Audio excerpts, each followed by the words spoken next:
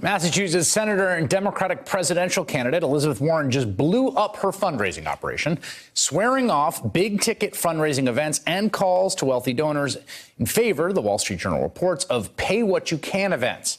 It is a major departure from the usual presidential campaign. Here to talk about the decision and others in her campaign, Democratic Senator Elizabeth Warren. Senator, what caused this decision? What does it mean for you? So, look. We've got a problem in democracy right now, and that is that money just has too much influence in Washington. And we have a chance right now in a Democratic primary. We're in a primary. It's Democrats against Democrats to say, here's how we're going to do this. We're going to build from the grassroots. We're actually going to build a foundation for the Democratic Party that is really about face-to-face, person-to-person, neighbor-to-neighbor, people who are engaged in this campaign, whether they can give $5, $50 or thousands of dollars. What we care about is that we have a whole movement of engaged people who are going to help us get elected, not just to the White House, but help us take Congress, help us take state houses, help us take the governor's mansions, and help us have the momentum we're going to need to make the changes once we're elected. This is about how we build real change. So I'm excited about it. So here's my question. You've been in politics for a little while. You've just recently reelected. And that's during right. that One time, Senate term. Right. One Senate term. Right. So, and during that time, you've done calls to wealthy donors. You've done big ticket fundraisers. You put together a pretty good war chest. I think about $11 million that you had amassed. What does that say about what you were doing before? If this is the right way to do it now, why now and why not before? So look, I've never actually been in a deeply competitive primary. I get it. Republicans come to the table armed to the teeth. They've got all of their donors, their wealthy donors. They've got their super PACs. They've got their dark money. They got everything going for them. And I'm just going to be blunt. I do not believe in unilateral disarmament. We got to go into these fights, and we got to be willing to win these fights. So this just applies to the primary. Like, were you to get the nomination, or anyone else to get the nomination, like, just raise all the money you can, however you can. Yes, but here's what I want you to see that's different about it, Chris. Think about the difference once we're down to the two candidates. If the Democrats have spent the next year in a primary building this thing face-to-face, person-to-person, neighbor-to-neighbor across the country, think of the kind of foundation that we have laid down so that when we're really up against it in the general election, it's not just money to fund television ads. It's all the folks who'll do the door knocking. It's all the folks who'll make the phone calls. It's all the folks who'll reach out to their network, because you know how we're going to win in 2020? It's going to be big. It's going to be people who voted for Donald Trump last time around. It's going to be people who haven't voted at all. It's going to be people who see a vision and a way to make this democracy work, not just for the rich and the powerful, but make this democracy work for everyone. Final question on this, and I want to ask a few other questions about some stuff that is happening in the campaign, a proposal you put forward. But for this final question, I guess the question is, how much is this an either or, right? There are campaigns that are able to build both a sort of that kind of grassroots fundraising machinery and also wealthy donors and also do big ticket fundraising.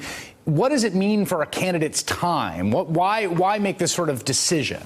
Well, see, that's the real point. The best estimates are that most candidates for office are spending about 70% of their time with millionaires and billionaires, spending it behind closed doors at fancy cocktail receptions and private dinners in mansions.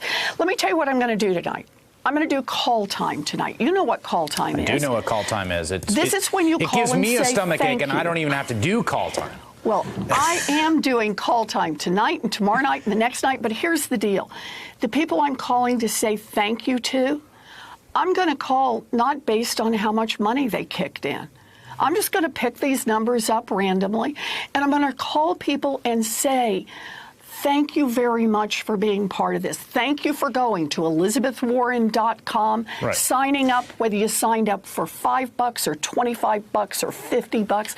Thank you for volunteering, because that's how we get a chance to build a democracy. You know, Chris, I'm only going to come this way once as a first-time candidate for president. I want to run a campaign that's based on ideas, that's based on principles, that's based on restoring democracy. Right. And I think this is a way to do that. So, join us. To segue to that, you have a very ambitious universal child care proposal your Yes. campaign put out, I think, about a week ago, if I'm not mistaken. Yep. And I want to ask this question. So let's say you view the problem, which I think is obviously a problem, that parents, particularly women, do not have access to childcare. It hurts female labor force participation. Mm-hmm. It's an incredible financial burden. So there's two different ways you can imagine about solving that problem. One is universal childcare that you stand up and sort of accredit through the federal government, which looks like what you're proposing. The other would be just like give people a tax credit, give them a childcare tax credit, and then they could go out there into the marketplace and find it. Why did you choose your path? So I choose it for a couple of reasons. The first one is it's the way to get real money into it for everyone. This is childcare, universal childcare, and I should say early learning.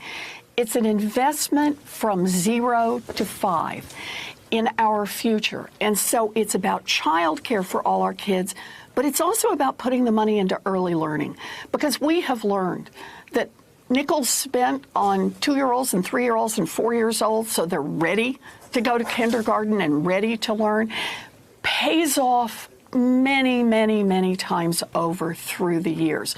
So what this permits us to do is to have enough money, enough resources, and then go straight in to the communities and the providers, the nonprofits, the towns and cities that want to do this, and say, here are the standards. If you'll meet those standards, we'll make sure there's money available. And by the way, we'll also make sure that the child care providers who are taking care of our most precious resource get paid like public school teachers. We'll even put some money in to help them bring up the standards so that happens.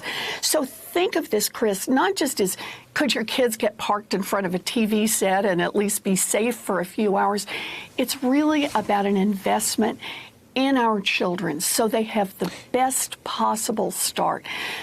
This is how we build a real future in which not just the children of rich people, but the children of everyone get a real chance to build lives that are good. There are two big sort of domestic policy proposals your campaign has unveiled. You've got a variety of positions, but this and the wealth tax. And this is a question I've been asking every candidate. Let's say you get elected, and let's say by some sort of political miracle, frankly, that the Democrats have both the House and the Senate, maybe even by a healthy margin in the Senate. What's your first big domestic legislation, the first big bill that President Warren moves?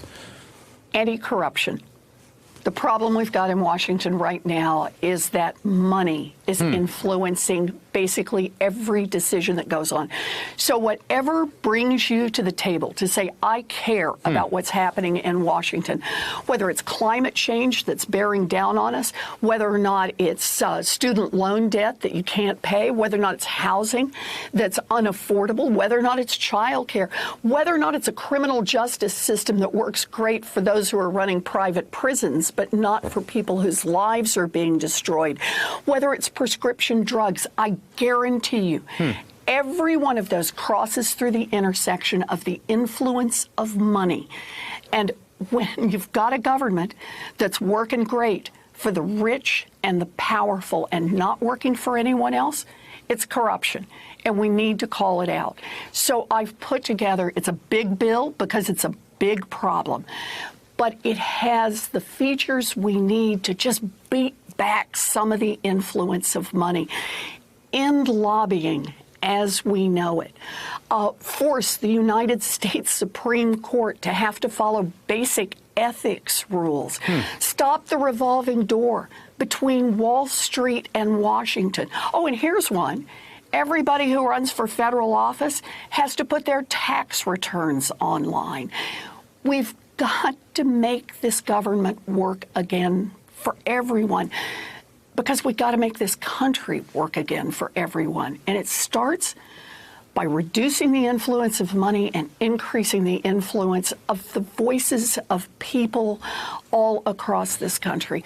That's the kind of campaign that I believe in, and this is my chance. to get out there and fight for it. That's a straightforward answer, admirably so. A second question I've been asking everyone, and this is the final one, and I'll let you go. The filibuster. There's been Jay Inslee, who's the governor of Washington. He's not a U.S. senator, so there's a different perspective on this. Said today he thinks they should get rid of the filibuster. There's some back and forth among different people. Would you support ending the filibuster in the near future? So I already have a record on this. Back when the Republicans were blocking everything that we were trying to do, do you remember back in 2013 and 2014? Man, I was one of the ones out there fighting to beat back the filibuster. And we did. We chopped the filibuster back a lot. You may remember they not only were blocking judges, they were blocking the head of the Consumer Financial Protection Bureau so it couldn't take on its power, blocking the NLRB so workers wouldn't have a place to be able to go to have their complaints heard when their employers broke the law. And I was all for it. My view on this is everything stays on the table. We can't live in a world where the Republicans do what they want, like they got rid of the filibuster for the Supreme Court, and then we turn around and as Democrats say, oh, we're going to play by some set of rules that are long past now. My view is it all stays on the table. All right, Senator Elizabeth Warren of Massachusetts, thank you very much. I appreciate making time tonight. Thank you. Hey there, I'm Chris Hayes from MSNBC. Thanks for watching MSNBC on YouTube. If you want to keep up to date with the videos we're putting out, you can click subscribe just below me or click over on this list to see lots of other great videos.